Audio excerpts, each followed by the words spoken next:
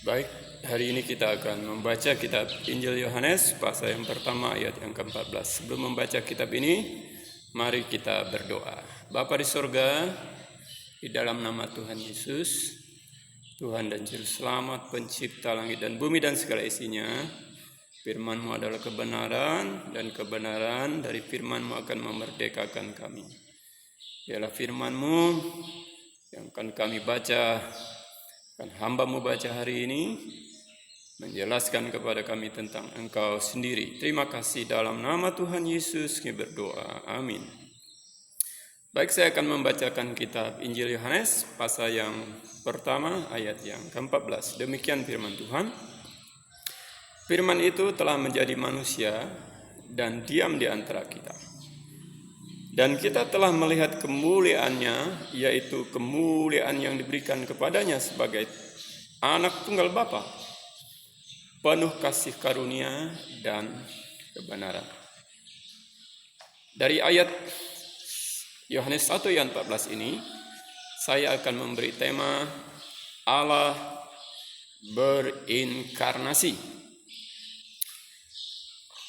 Allah yang maha kuasa, Allah yang tak terbatas, sekarang lewat kemahakuasaannya, Alkitab mencatat firman itu telah menjadi manusia. Dia datang kepada manusia, dia menjadi manusia untuk memperkenalkan Allah kepada manusia, karena manusia sulit untuk mengenal Allah. Bukan hanya sulit, dan tidak akan bisa dapat mengenal Allah tanpa Allah memperkenalkan dirinya kepada manusia. Catatan Injil Yohanes ini sangat menarik untuk kita simak. Ketika firman menjadi manusia, Alkitab mencatat dan diam di antara kita. Setelah dia dilahirkan di Betlehem, dia dari bayi menjadi besar dan diam di antara umatnya Israel. Alkitab mencatat dan telah melihat kemuliaannya. Ketika dia diam di antara kita dan kita telah melihat kemuliaannya. Kemuliaan adalah tentang diri Allah. Manusia sudah kehilangan kemuliaan. Hanya Allah yang penuh kemuliaan. Karena dia maha, karena dia penuh kemuliaan, dan kemuliaannya itu dapat dan telah dilihat oleh umat Israel. Dan melihat bagaimana kemuliaannya menyembuhkan orang-orang yang sakit, baik lumpuh, tuli, buta, bahkan sampai mati seperti Lazarus 4 hari dikuburkan, dibangkitkan kembali. Dan mereka telah melihat kemuliaan yang diberikan kepadanya sebagai anak tunggal Bapa. Wah, luar biasa.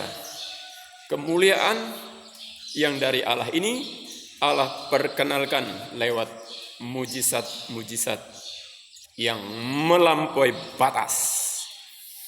Dan tidak ada mujizat yang melampaui batas ini yang dapat dilakukan oleh manusia sejak Adam sampai di tahun 2025 ini.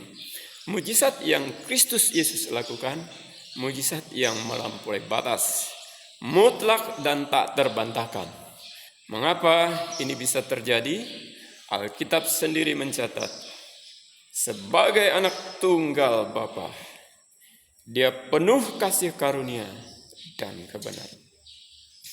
Mujizat yang Kristus lakukan adalah karunia.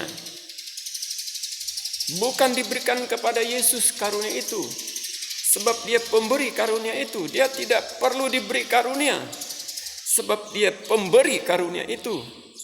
Dia bukan penerima kebenaran. Alkitab mencatat dia penuh kasih karunia dan kebenaran, sebab dia itulah kebenaran. Luar biasa. Ketika firman menjadi manusia dan diam di antara kita, Dan kita telah melihat kemuliaannya. Dan kemuliaan ini dinyatakan 3,5 tahun setelah Yesus dibaptis di Sungai Yordan oleh Yohanes Pembaptis. Kemuliaan demi kemuliaan dilihat oleh bangsa Israel. Alkitab mencatat, tidak ada orang seperti dia yang dapat melakukan mujizat. Alkitab mencatat, hanya anak Allah. Hanya anak Allah. Allah yang berinkarnasi dan yang memperkenalkan dirinya kepada manusia. Dia itulah Allah di dalam Yesus Kristus yang kita puja, kita tinggikan. Dan berita terakhir di Alkitab, pergilah kamu ke seluruh dunia, beritakanlah kebenaran Injil, dan baptislah mereka dalam nama Bapa dan Anak dan Roh Kudus. Aku menyertai kamu senantiasa sampai kepada akhir zaman. Luar biasa, Allah yang berinkarnasi itulah yang menjelaskan Allah kepada kita. Jika dia tidak berinkarnasi, maka sulit kita melihat kemuliaannya. Dan kita sulit melihat kemahakuasaan yang hadir secara nyata. Demikian renungan singkat hari ini. Biarlah Allah yang memperkenalkan dirinya kepada kita semakin memperbaharui pengenalan kita tentang dia, Allah yang hebat. Terima kasih, mari kita berdoa. Bapa, terima kasih untuk firman-Mu. Firman-Mu yang kami baca luar biasa. Terima kasih, Engkau berdaulat, Engkau mutlak adanya. Dalam nama Tuhan Yesus, hamba berdoa. Amin.